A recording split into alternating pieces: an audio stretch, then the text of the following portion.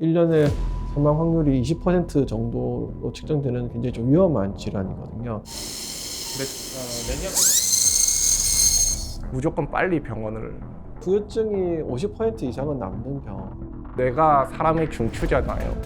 사랑하는 가족이 지금 돌아가실 수 있는 상황이고, 우리 그 데이터에 동정맥류나 동정맥 기억납니다. 뇌 동맥류 수술이랑 뇌 정맥 기억. 조금의 빈틈도 사실은 용납하지 않는 그런 질환인데 그 환자분을 끌고 들어갈 정도였어요. 응급 상황에서는 뭐 이렇게 천천히 생각하고 한두 달 후에 결과를 기다리고 이럴 수는 없습니다.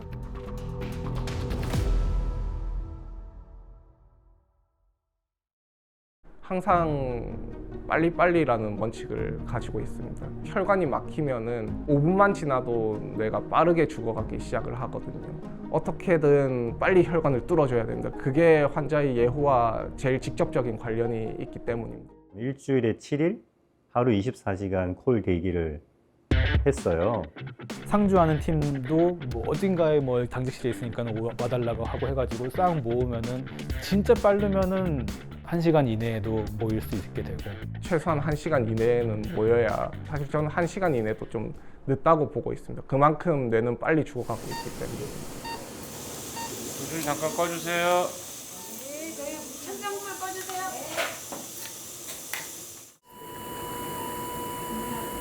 외상성 뇌출혈 환자가 제 앞에서 확 나빠지고 있었습니다. 그 환자분을 끌고 들어갈 정도였어요. 그냥 끌고 수술방을 넣고 그냥 거의 2시간 안에 모든 수술을 다 마쳤는데, 그럼에도 불구하고 환자분은 이제 지금 굉장히 안 좋습니다. 외상이 너무 심했기 때문에.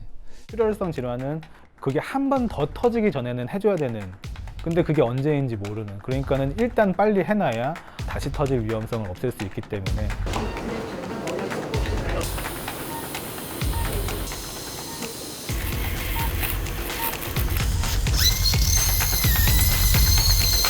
응급 상황 같은 경우는 스케줄을 잡아서 할 수 있는 게 아니기 때문에 위험도 같은 경우를 감내를 하기가 너무 힘든 상황이다. 거의 실시간으로 소통을 해야 되는.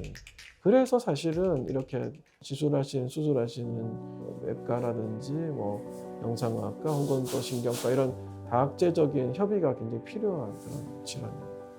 뇌혈관 센터는 뇌혈관 질환을 가진 환자분들에 대한 전문적이고 다학제적인 치료를 하기 위해서 설립한 센터입니다. 임상적으로는 신경외과하고 신경과 두 과로 이루어져 있고, 저희가 뇌혈관 질환, 특히 뇌졸중 같은 경우는 기본적으로 위험 인자가 확실한 인지 저하 혹은 심하면 치매까지 이르는 병이기 때문에 우리가 그런 위험 요인을 잘 막는 게 중요합니다. 응급 상황에서는 뭐 이렇게 천천히 생각하고 한두 달 후에 결과를 기다리고 이럴 수는 없습니다. 의사들을 중심으로 그런 시스템을 만드는 게 저희 뇌혈관 센터의 가장 중요한 모습이라고 생각합니다. 개념적 집약체, 협진의 긴밀한 관계, 그런 것들이 더 중요한 센터죠. 다른 센터하고 좀 다릅니다.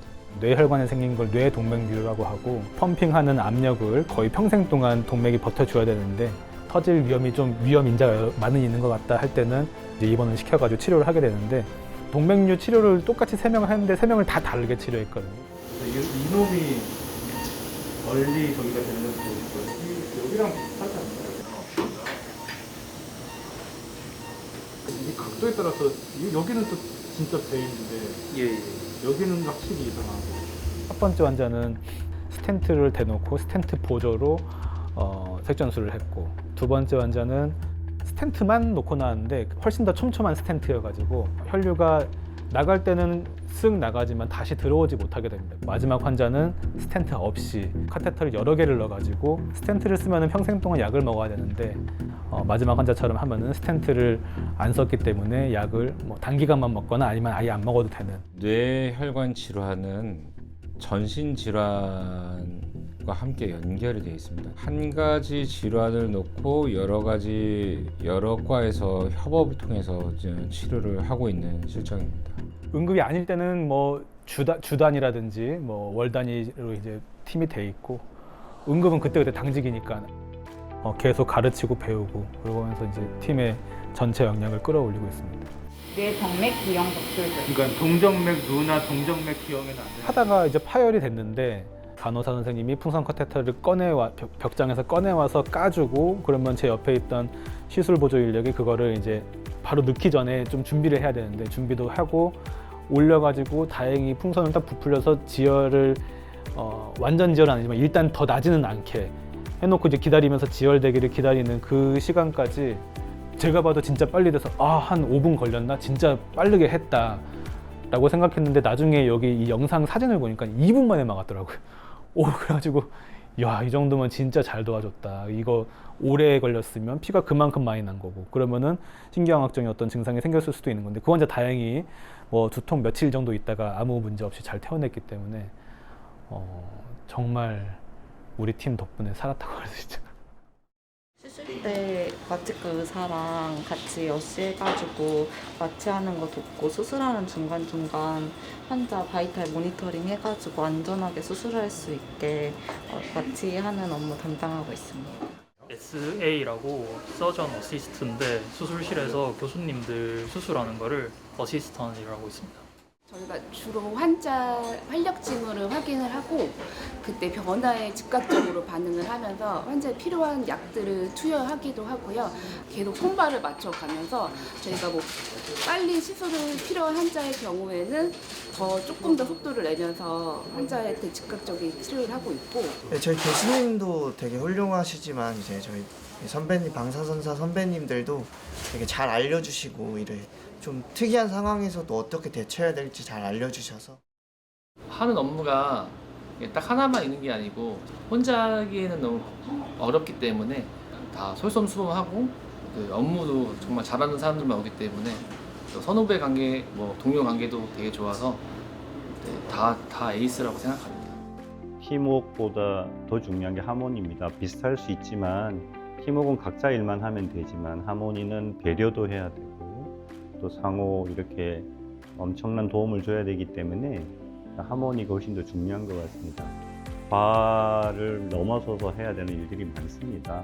아무래도 굉장히 힘든 작업이다 보니 이런 중재적 시술이 굉장히 중요하다고 판단하셔서 출혈성 뇌경색은 영상의학과와 신경외과 팀이 주로 하고요. 허혈성 뇌경색은 영상의학과와 심정과 팀이 주로 하게 됩니다. 세 과가 다 오버랩되는 부분이 있고 과별 호흡, 과간의 호흡이라는 거는 협진 체계거든요. 많은 과들이, 많은 의사들이, 많은 의료진들이 다 서포트를 하게 됩니다. 우리 과랑 다른 과 간의 뭐 이런 거랑 우리 팀 간의 호흡이랑 조금 느낌이 다른 게, 여기서 시술을 한다 그러면은 이제 제가 다 지휘를 하게 되겠죠. 제가 모든 거를 또 책임을 져야 되는 그런. 우리 과랑 다른 과에 예를 들어서 뭐 신경과에서 환자가 발생해서 신경과적인 처치를 하다가 신경외과적인 치료가 필요해지는 상황도 있을 수가 있는데 수술을 의뢰하는 타이밍 같은 것도 서로 이제 조율 다 해놓고. 그런데 지난해 전공의가 없었지 않습니까? 그 시간 동안에 저희 전문의들 그리고 교수들 간의 커뮤니케이션이 굉장히 활성화됐었습니다. 진료의 양 자체를 늘 줄이지 않았었거든요. 그럴 수 있었던 것은 그만큼 기민하게 저희들이 의뢰한 것들을 다 봐줬기 때문입니다. 그런 굉장히 불리한 상황을 좋게 만들려고 노력을 한 거죠. 팀이 없으면은 절대로 못합니다. 절대로. 이런 사람 하나만 뽑아놔가지고는 이 시술을 할 수가 없습니다. 그래서 그만큼 팀이라는 건 되게 결정적입니다. 사람이 물에 빠지면 건지기만 한다고 되는 건 아니잖아요. 그 이후에 또 치료를 해야 되니까 그건 각자가 정말 중요한 블록들을 가지고 있는 거죠.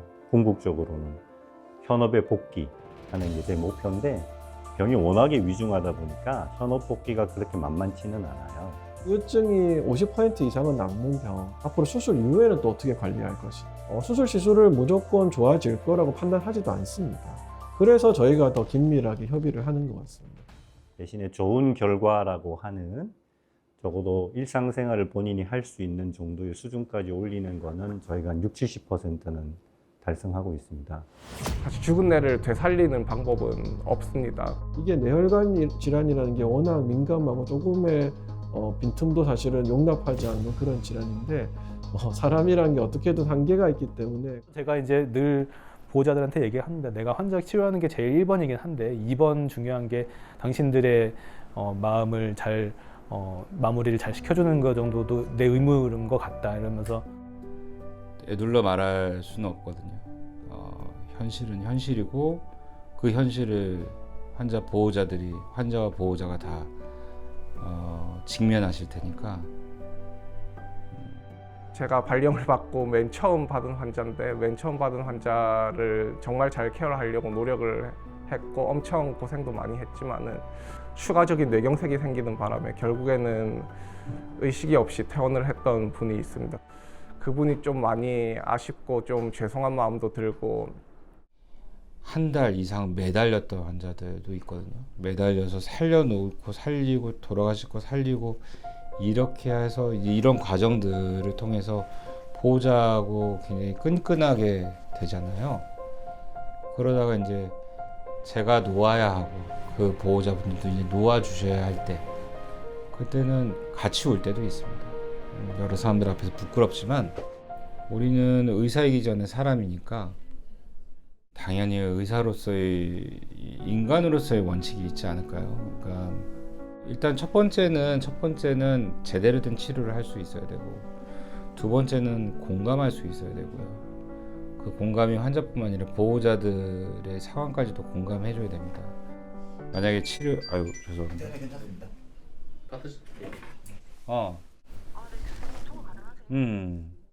CT 받고 더 나빠졌고, 내가 그래서 보호자 면담만 해야 될 것 같은데 보호자들 좀 계시라고 할까요? 다른 보호자들도 좀. 응급수술했던 분인데 그분은 결국 뇌사로 진행했습니다. 그래서 오늘 오후에 뇌사 판정위원회를 열 겁니다. 지금도 많이 무겁죠. 지금 올라가면 제가 한 3일 사이에 갑자기 중환자들이 갑자기 7명이 생겼거든요.